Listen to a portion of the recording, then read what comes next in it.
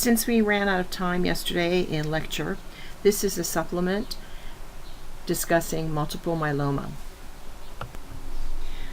Multiple myeloma is a malignant proliferation of plasma cells within the bone. It affects the B cell lymphocytes, also known as plasma cells.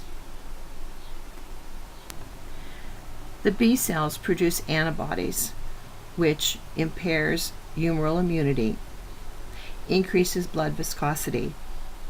The myeloma cells replace the bone marrow, and now the patient is at risk for fractures. The gold standard for diagnosis is a biopsy of the lesion itself. X-rays will reveal fractures and lesions. The bone marrow examination will show increased immature plasma cells. A CBC count will show severe anemia and an elevation in the SED rate. Bence-Jones protein will show up in the urine. Other elevations will include elevated creatinine, calcium, uric acid, and BUN.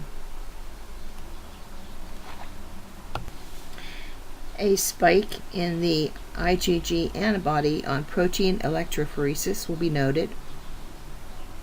And by the way, Bence-Jones protein, another name for that is myeloma protein. Nursing assessment includes bone pain assessment, noting the effects of hypercalcemia, such as lethargy, confusion, and weakness.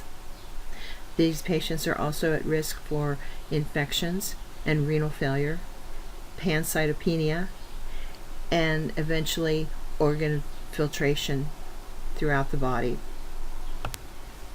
There is no cure for multiple myeloma. Some options include chemotherapy and stem cell transplants, but our focus will be on supportive care, making sure that the patient is hydrated, administering biphosphonates, calcium, vitamin D, plasmapheresis, and to treat infections promptly. Plasmapheresis is done in patients with renal failure to remove the circulating myeloma proteins.